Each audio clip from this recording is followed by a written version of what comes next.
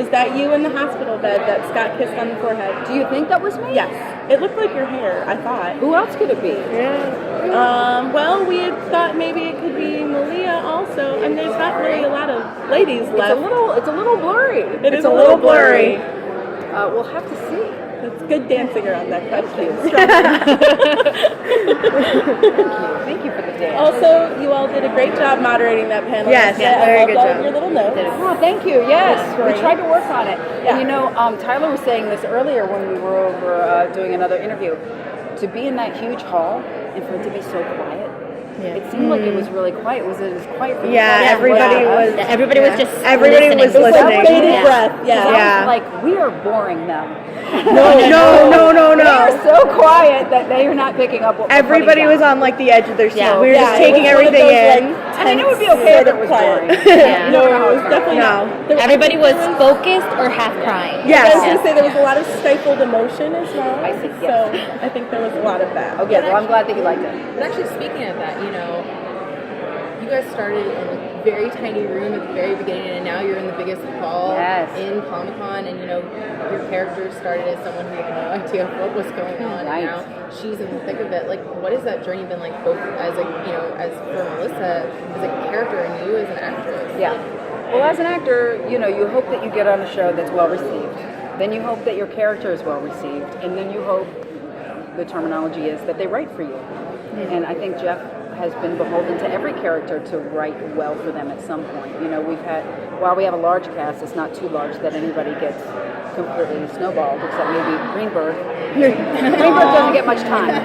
But, and so it's been amazing, that like maybe if you wane a little bit, you're not there for a couple of episodes, that doesn't mean that he doesn't love you or your character. That just means that there's something that's coming up that, that will be impactful, I guess.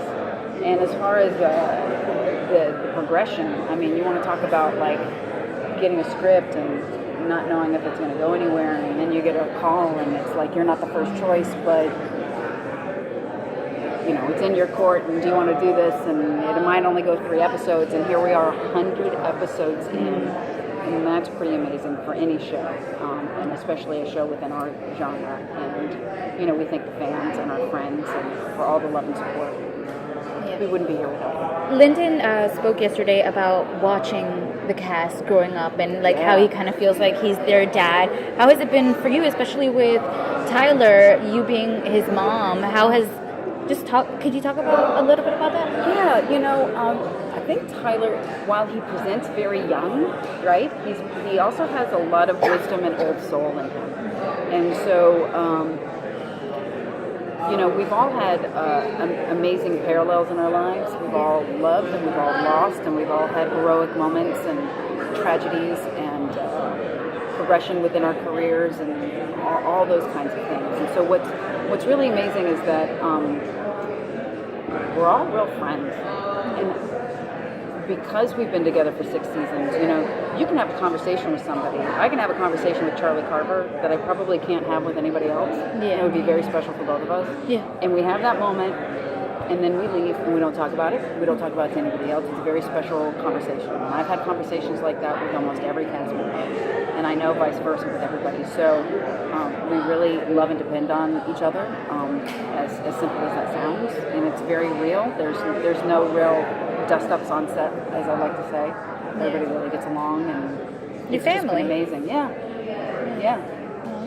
You kind of have to play a little bit of that with fandom as well. You're so good interacting with the fandom. Oh, yay. And because it skews a little bit younger, Yeah. and they all tend to call you mom. Yes. Do you ever find yourself in a situation where you're like, this is so difficult for me being semi-removed from it, but being looked up to in this way? I don't find it difficult. I find a great responsibility, and I take that very seriously. Like I it's only been pointed out over the last couple of years that that both Lyndon and I are a little bit more active than maybe some of the other cast members, and that's because I think.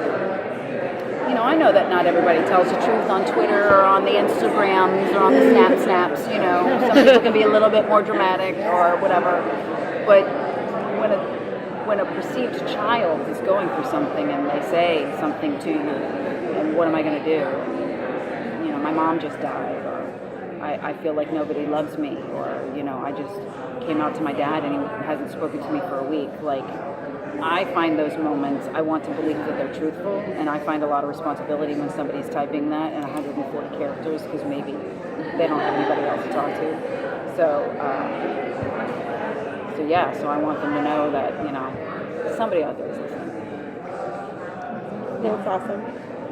Could you tell us a little bit about what Melissa has been up to, or like? Melissa, me? Yeah, well, like, sorry. Melissa character.